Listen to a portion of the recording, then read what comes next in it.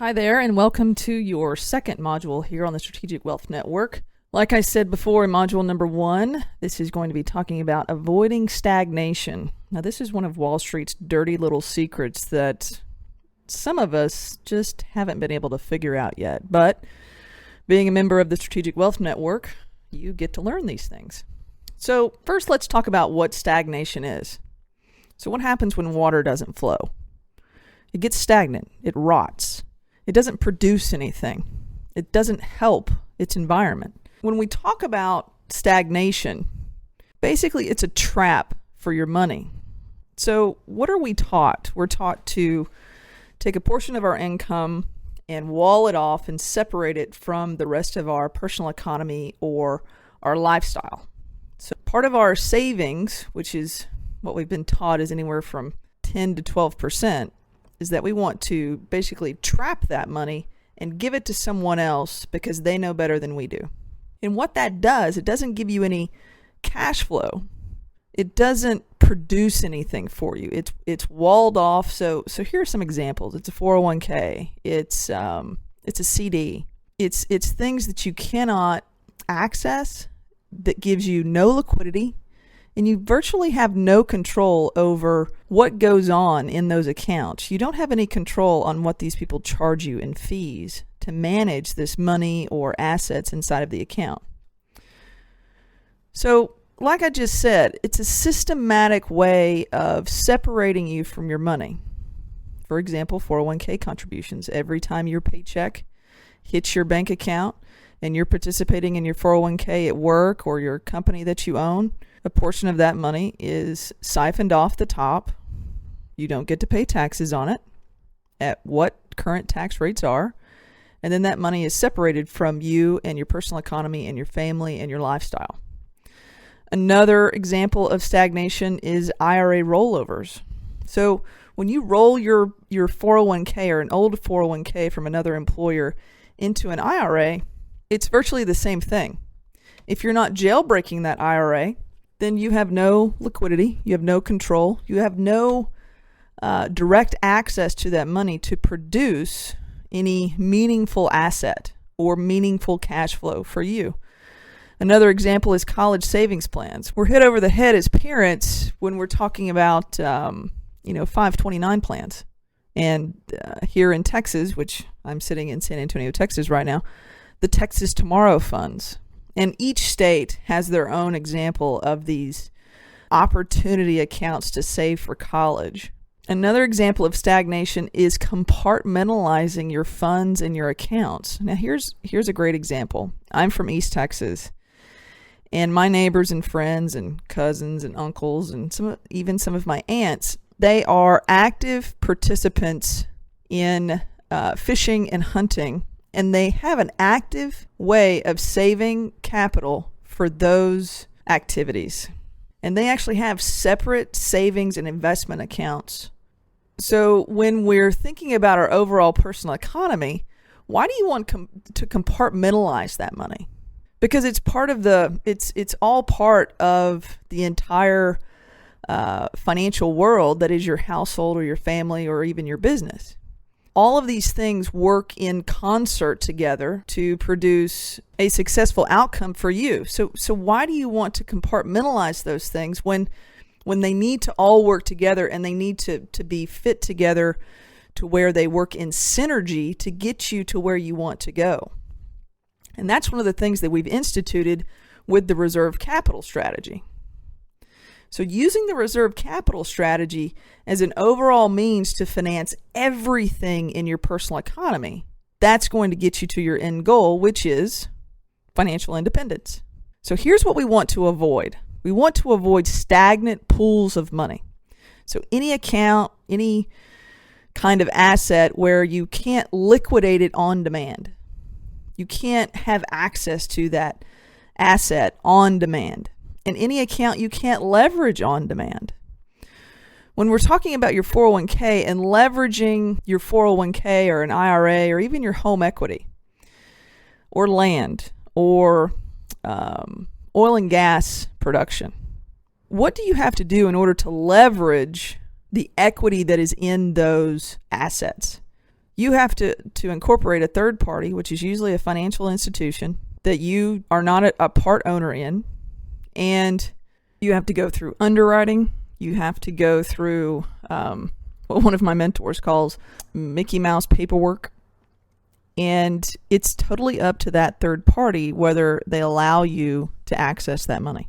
And I really don't think that's really what you have in mind when you think about building up assets in these pools. What we need to avoid are any type of asset or asset account where it has absolutely no economic benefit to you at the current time.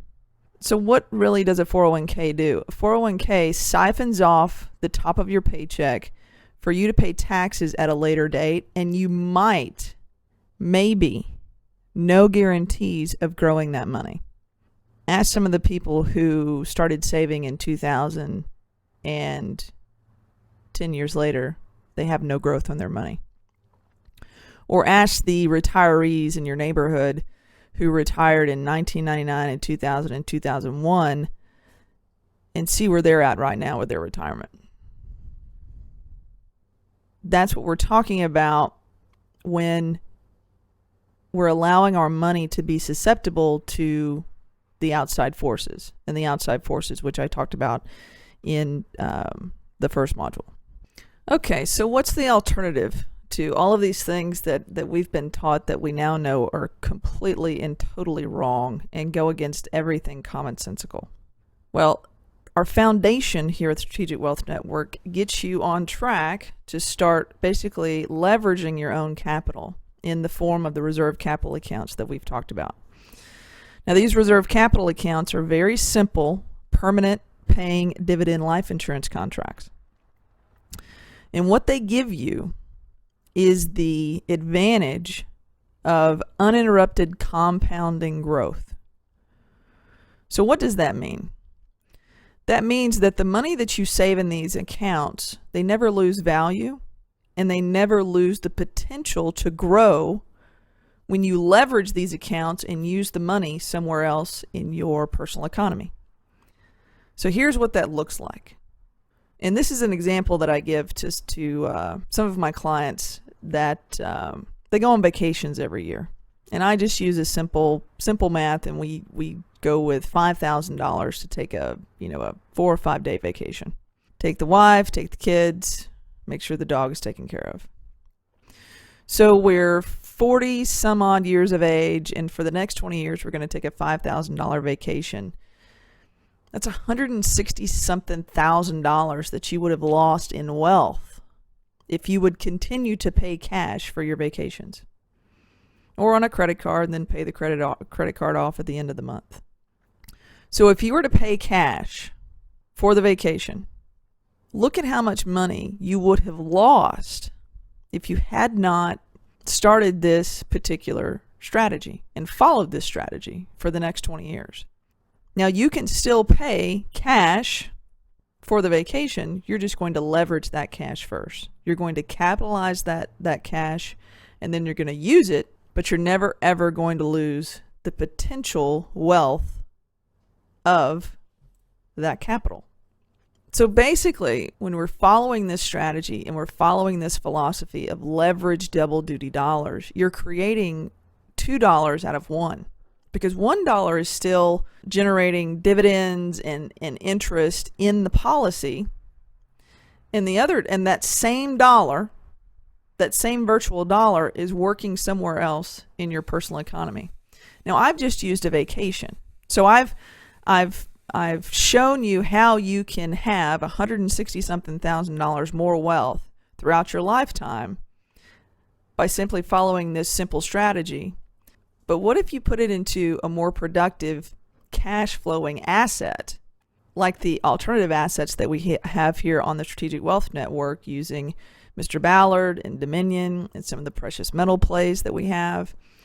We're talking about leveraging our money and growing it at such a rate that it doesn't make sense for you to play the Wall Street's game. And the other thing is that it guarantees the growth on that money within the account, and it automatically creates asset protection. So think about those things.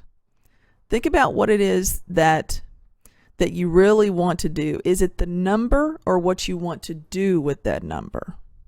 So how do we implement this strategy? You find a number. You say, okay, Brandy Joe, I've got $10,000 a month to put into these contracts.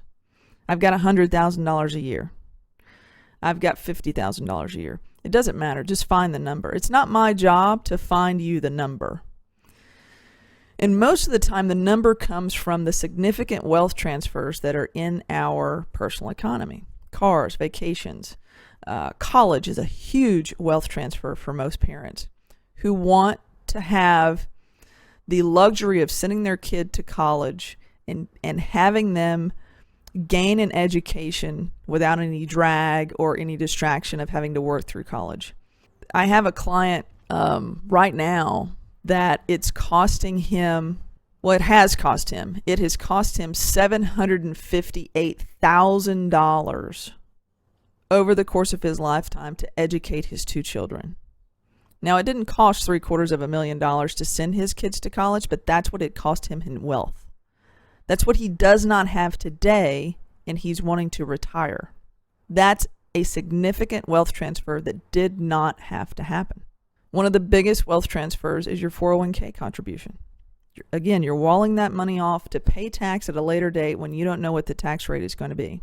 Then when you actually get to retirement, what are the distribution challenges that you're going to have? How are you going to enjoy that income without having to pay the tax man every single solitary month? So we're trying to get you to think about the realizations that are going to come throughout your lifetime. So after you've found the number, we sit down and we have an illustration calculation meeting. Say that 5 times fast. And basically we take the number and we figure out the best and most efficient way to fund the policy, and we come up with a capitalization phase for you. If you can immediately capitalize the policy, that's great. Some of us cannot. Some of us, it's going to take time. It's going to take 1, 3, 5, sometimes even 10 years. So when we're talking about cash flow, we're also talking about the capitalization phase to some of these policies. It's very simple to do, but it's not a free lunch. After we have that meeting, you make a pledge. Basically, you write a check and we take an application. At that point, you start underwriting. We start digging into your past a little bit, seeing if you're a good driver, your health status, those kinds of things. That usually takes anywhere from 20 to 45 days, just depending on how quick it takes us to get your records and also get a paramed scheduled. A paramed is just a simple blood and urine test. If you're into a different underwriting classification, sometimes it's a little bit more with an EKG, treadmill test, all of those kinds of things. And we'll go into those in detail during the meeting. And then the last thing is delivering the policy to you. At that point, you can actually start to use the money within the policy. There is no lag. There's not with some of the other, I don't want to call them companies, but with some of the other strategies out there, you have to wait. There's a waiting period. Sometimes it's as much as a year to wait to use that money. And that doesn't really follow our philosophy at all. So again, I just wanted to cover this avoiding stagnation process with you to get you on track to start freeing up some of that other money within your personal economy.